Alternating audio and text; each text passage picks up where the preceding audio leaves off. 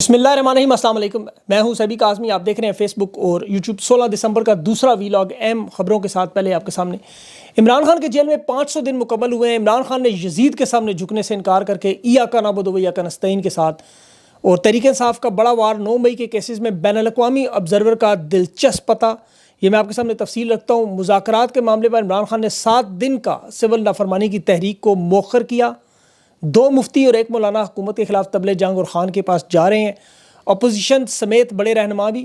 اور عمران خان کی آج نائب کپتان کے ساتھ طویل گفتگو، فواد چودھری بھی موجود تھا۔ اور علی امین گنڈا پور کو اڈیالہ جیل کے دروازے کیوں بند کیے گئے، روکا کیوں گیا، تحریک انصاف کا لائے عمل کیا ہوگا۔ عدلیہ کے آج دبنگ جج نے 57 گرفتار کارکنان کی رہائی کے لیے ایک انوکھا اقدام، طاہر عباس سپرا نے کیا کیا۔ اور اپوزیشن کی آج تحریک انصاف کی تقاریر، ایجنسیوں کے نام پر انہوں نے معاملات روک دیے۔ عمران خان کا آج آپ کو پتہ ہے بڑا سول نافرمانی کا معاملہ بڑا اہم ہے، لیکن میری درخواست ہے 500 دن خان کے ہو چکے ہیں، اسے تو غور سے سنیں اور خاص طور پر تحریک انصاف کے لیے یہ بڑا اہم ویلاگ ہوگا۔ عمران خان کے کیسز میں ٹرائل میں بین الاقوامی مبصرین کو شامل کرنے کے لیے، مدعو کرنے کے لیے کہ وہ جیل ٹرائل کی نگرانی کریں، یہاں قانونی تقاضے پورے نہیں کیے جا رہے۔ اس سلسلے میں حکومت کو بھی، وزارت خارجہ کو بھی اور اس کے بعد سفارتی مشنز کو، بین الاقوامی تنظیموں کو یہ باقاعدہ درخواست دینے کی تیاری ہے۔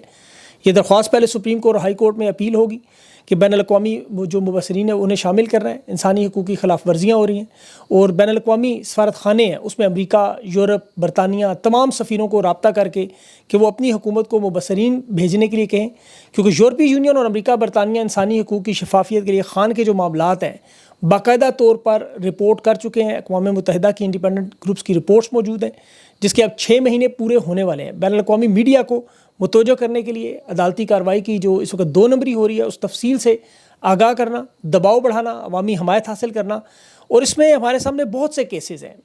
میں آپ کے سامنے بتاؤں تاکہ آپ کو پتہ ہو، میانمار میں آن سوچی کا کیس تھا، ترکی میں بین الاقوامی مبصرین نے 2016 میں ناکام بغاوت کے بعد، جس میں فوجی سیاستدان، صحافی فتح اللہ گولن کا نیٹ ورک تھا، وہاں باقاعدہ یورپی یونین اور ہیومن رائٹس نے مقدمات کی نگرانی کی اور شفاف مقدمات کا نتیجہ لیا۔ سیاستدانوں کے جو مقدمات چلے اس میں بھی بین الاقوامی مبصرین وہاں شرکت کرتے رہے۔ صحافیوں کے معاملات میں Amnesty International Reporters Without Borders اس پورے عمل کی نگرانی کرتے رہے، اور اس میں بڑے مشہور مقدمات ہیں۔ یورپی کورٹ آف ہیومن رائٹس بعد میں ان کی رہائی کا حکم بھی دے چکی ہے۔ اس میں نیلسن منڈیلا کے مقدمات بھی، جس میں انسانی حقوقی تنظیمیں تھیں، یونائٹڈ نیشن تھی۔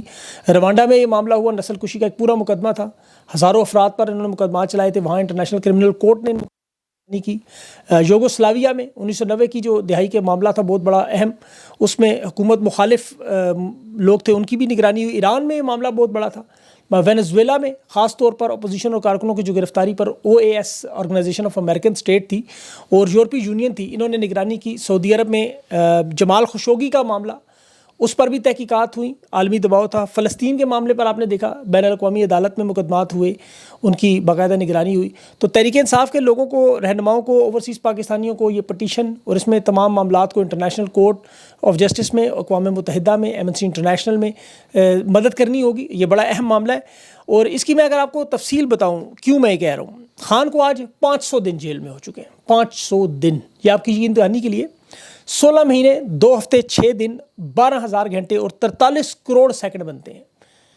یہ جو خان پر ایک میں نے پروجیکٹ کیا، ایک قیدیوں کے ساتھ جیل مینول میں نے پڑھا، بلکہ لکھا میں نے ان کے لیے، اس میں تشدد کے بہت سے قیدیوں کے نفسیاتی اور ذہنی توڑنے کے طریقے میں نے دیکھے کہ وہ کیا کرتے ہیں جیلوں میں، اور اس میں نے دیکھا کہ عمران خان کتنا مضبوط شخص ہے، اللہ نے کس قدر سے حوصلہ دیا، جو انسان کے بس کا کام نہیں ہے، خدا کی قسم یہ عام انسان نہیں کر سکتا۔ یہ 2024 دنیا کی تاریخ کا گرم ترین سال تھا، عالمی درجہ حرارت 1.5 ڈگری سینٹی گریڈ بڑھا۔ 2024 پاکستان میں آپ کو پتہ ہے سب سے گرم دن 21 جولائی، یہ دن عمران خان نے پنکھے کے بغیر، کولر کے بغیر گزارا۔ جس طرح یہ سردیوں کی سرد راتیں اب عمران خان کی جیلوں میں گزر رہی ہیں، ان کے جو تشدد کا طریقہ ہے وہ میں آپ کے سامنے رکھتا ہوں، بنا مارک پیٹ کے یہ کر کے آ رہے ہیں۔ یہ نفسیاتی کتابوں میں تشدد کے تمام طریقے لکھے ہوئے جو یہ آزما رہے ہیں، اور خان پر انہوں نے سارے کے سارے آزما لیے، سارے کے سارے۔ اب ان کے پاس کوئی طریقہ نہیں بچا، اور وہ وہی بات جو پہلے دن کہتا انا الحق، میرا اللہ اکبر ہے، ساری زندگی یار ہے نا قبول ہے۔ خان آج کے دور کا ولی اسی لیے بنا ہوا ہے۔ اس کی میں آپ کو وجہ بتاؤں، آپ یہ سارے طریقے ان کے پڑھیں۔ مثال کے طور پر ذہنی سکون اور ایموشنل ہیلتھ، جسے جذباتی صحت کہتے ہیں، یہ کس طرح کمزور کرنے کی کوشش ہوتی ہے۔ اس میں جو ان کا پہلا طریقہ ہوتا ہے وہ تنہائی، سولٹری کنفائنمنٹ، یعنی چھوٹے اور بند کمروں میں ہفتوں تک، مہینوں تک اکیلا رکھ دینا۔ تاکہ شدید تنہائی میں بندہ مایوس ہو، ذہنی دباؤ کا شکار ہو، اور انسانی جو حقوقی تنظیمیں اسے سفید تشدد، وائٹ ٹارچر کہتی ہیں۔ خان کو پنجرے میں رکھنا، قید تنہائی میں رکھنا، وہ سب آپ کو پتہ ہے۔ دوسرا، نیند سے محروم کرنا، نیند میں خلل ڈالنا، شور پیدا کرنا، ذہنی طور پر تھکا دینا، اور اس طرح اس کو تنگ کرنا کہ فیصلہ کرنے کی صلاحیت ختم ہو جائے۔ پھر خان کے کمرے میں ہزار واٹ کے بلب لگانا، جان بوجھ کر اونچی آوازوں میں باہر بات کرنا، شور مچانا، یہ سب آپ نے سنا ہوا ہے۔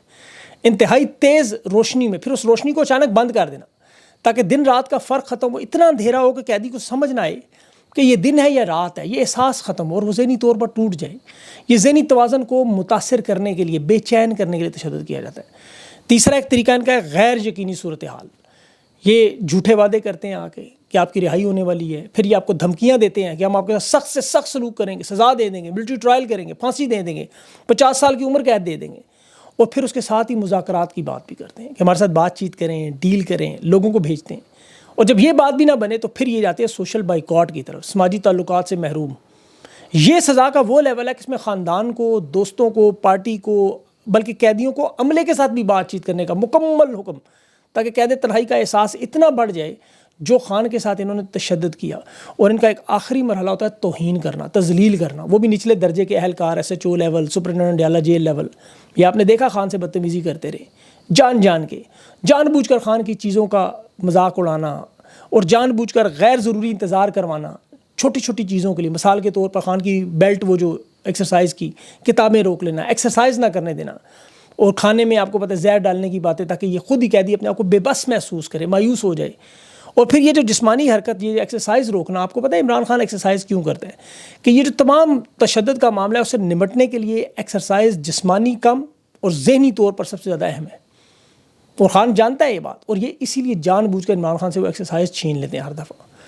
یہ ان کی آخری کوشش ہوتی ہے۔ وجہ بیانات حاصل کر لیں، پھر زبردستی اعتراف کروانے کی، مثلا 9 مئی پر عمران خان سے بار بار اعتراف کروانے کی، معافی مانگ لیں، آپ کہہ دیں، ایک دفعہ سوچ لیں، کسی کو پیغام بھجوا دیں کہ جی 9 مئی غلط ہوا۔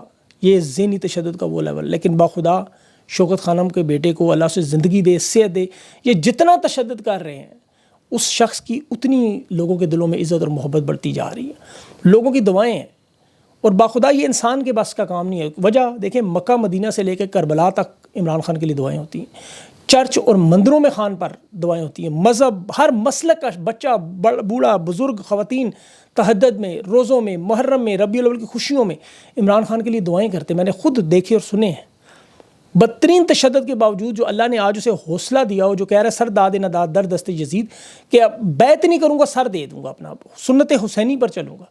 یہ باقی تمام رہنما دیکھ لیں، بے نظیر، نواز شریف، باچا خان، شیخ مجیب، یہ جتنے بڑے بڑے رہنما ہیں، کسی کے اوپر اتنے مقدمات اور اتنا تشدد پاکستان کی تاریخ میں نہیں ہوا جو عمران خان پہ ہو رہا ہے۔ اور خان کو جتنا اللہ نے بلند قد و قامت دیا، اتنا ہی سخت اس کا امتحان، اور وہ الحمدللہ سرخرو ہو رہا ہے۔ جو لوگ خان سے ملتے ہیں انہیں تو چھوڑ دیں، ابھی جو بڑے عرصے بعد ملے، عثمان ڈار کی فیملی ملی اور لوگ ملے، وہ حلفیہ بیان دے رہے ہیں خان پہلے سے زیادہ بہتر نظر آتا ہے، وہ پہلے سے زیادہ فٹ نظر آتا ہے، پہلے سے زیادہ حشاش بشاش اور تگڑا نظر آتا ہے۔ پھر یہ جو بیانات آپ کو نظر آتے ہیں نا، خان کہتا ہے میں ڈٹ کے کھڑا ہوں، میں مضبوط ہوں، 100 سال تک جیل میں رہنے کو تیار ہوں، یہ جو مرضی کر لیں۔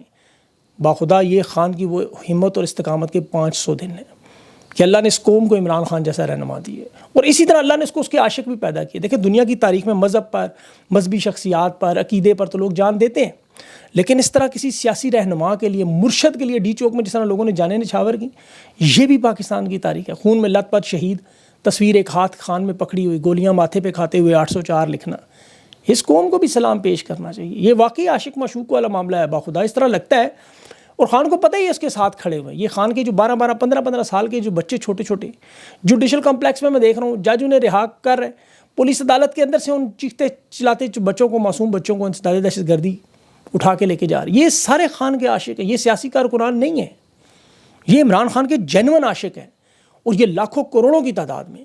یہ مجھے ایسے لگتا ہے میں آپ کو سیاست کی باتیں نہیں، کسی رومانوی کردار کی کوئی داستان کو، عشق کی کہانی آپ کو بتا رہا ہوں کہ یہ ایک شخص کے لیے اتنے عاشق لوگ۔ یہ جو آج عمران خان کا بیان آ رہا ہے، ایاک نعبد و ایاک نستعین سے شروع کرتا ہے، وہ قوم سے کیا کہتا ہے؟ گھبرانا نہیں۔ اندازہ کریں، بخدا حیران ہوتا ہے بندہ کہ خود جیل میں 500 دن سے اس اذیت میں جو میں نے آپ کو بتائی، اور کہہ رہا ہے یزید کے سامنے نہیں جھکوں گا، اور قوم سے کہہ رہا ہے آپ نے گھبرانا نہیں۔